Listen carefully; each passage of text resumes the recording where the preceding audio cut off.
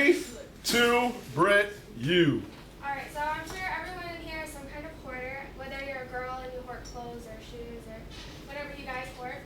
I categorize myself as an animal hoarder. I've owned everything from horses to some cows, some chicken, a few ducks here and there, I've had some rats and fish and everything else. But the newest addition to my collection is my leopard gecko George. When I first got him, he pretty much fit my palm. The palm of my hand, the tip of his nose did not pass my fingers, and the tip of his tail kind of passed my wrist, but not very That's much. it? That's like 4 inches. Yeah, he's really, really, really small. And he is now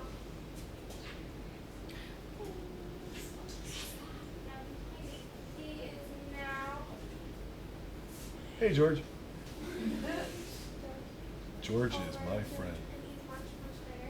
And I'm here to teach you the basics of taking care of him. When having any sort of reptile pet, the temperature of the cage is very crucial. You're going to have a hot side and a cool side. The hot side is to be anywhere from 87 to 90 degrees, and the cool side is to be anywhere from 74 to 80 degrees. The entire tank itself, should be anywhere from 20 to 40% humidity. How do you get the humidity going? The humidity is the cool side. I can explain it later. You gotta keep Okay. it damp in here. And then you also have a thermometer on the cool side and a thermometer back here and the warm side to make sure the temperatures are right. And the items needed, you need specific items for the cool side and the warm side. The hot side, you're going to need a lamp. Whether the lamp just produces heat, light, or the red kind of lamp. But your pet is on the same sleeping schedule as you, so you need just as many hours of light as it does sleep as you. And if you have a lamp that produces light and heat, you're going to need to have an additional lamp that only produces heat, so it can keep warm on the cool nights. Also in the cage, something on the warm side needs to be something that can keep in heat. You can have a rack or you can have a log like this, as long as you have something that they can go inside or lay on and sunbathe. Also, under that item, we're going to need a heating pad on the bottom of your cage, which I do have. And the heating pad should take up about the whole side of the hot side, but it should not go anywhere from the cool side. And then when you do have the heating pad, you're going to need to have these little things underneath that elevate the cage up just a little bit, so the surface that it is on, it does not burn or overheat and crack the cage or do whatever. Then the items needed for the cool side are a water dish. The water dish needs to be big enough for them to bathe in, and I know that sounds really gross, so it also needs to be changed quite frequently throughout. Does he flip over like on his back and roll around in it, or does he just... It depends on what he's trying to do. If he's shedding, he'll swim around in there or just lay in there, or sometimes he just runs through it. And then also on the cool side, preferably on the cool side, it can be on the warm side if you have room. You need some kind of object for him to run on or crawl up or get some kind of elevation, because geckos cannot climb vertically. They need something to get just a little bit of exercise. So he can't climb out of that cage if there's no top on it? I could leave it off, but I have cats, so I have to... Oh, not good. But he doesn't have those sticky toes and stuff like I see that stick No, out? he does not have sticky toes. They have kind of, I guess you can say they have nails at the end of their toes. Okay. It's not anything that can scratch you. That's how they grip trees. Okay.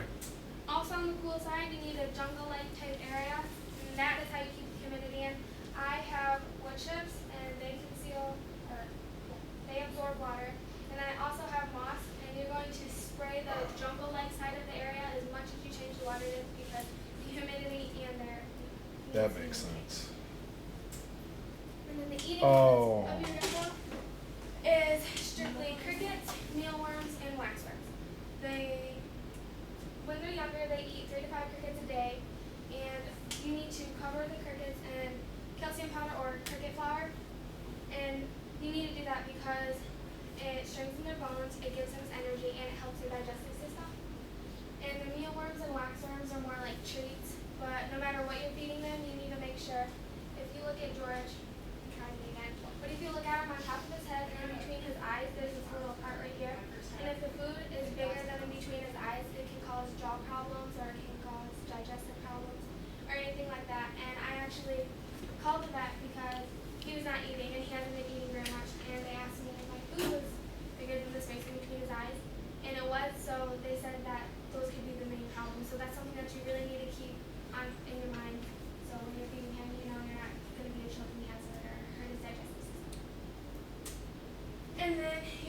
sheds to the amount of food that you feed them. If they receive, when they're younger, they eat 3 to 5 crickets a day. They're going to shed more. And when they're younger, they also don't know how to shed on their own. So you need to help them. And when I first got him, I did not know that. And I think if you look at George's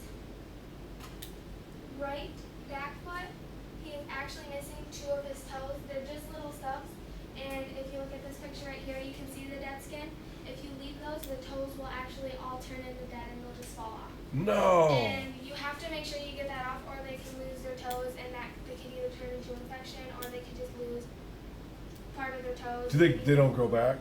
No, they I do know not sometimes grow their tails will replace themselves in back. regeneration. The geckos, their tails do not get replaced either, but Okay. I did read something online that they don't like their tail touch because it's where they store their food. So he's older now, and that's why he doesn't eat as much. He only eats 1 or 2 crickets every other day. And if you hold their tail, or they feel threatened or endangered, they'll actually shed their tail. It'll rip off, and it'll never grow back, and they just won't have that food storage in the Oh man. And you think having a gecko just in the corner of your room is no big deal. That's what I thought when I got him. No responsibility, no nothing. Just another animal to add to my collection. But he's actually very needy and very demanding. He needs attention from humans. You wouldn't think that he does, but he does. I work a lot and everything, so I didn't spend very much time with him. So he's kind of skittish. I mean, he runs around. He's not like Miss Cheney's lizard that can gecko. I mean, I can just sit in your textbook. He likes to run around and get away and explore around. And he's bonding with my Ollie, who is her pet. And that's the basics of having a gecko. Wow, what's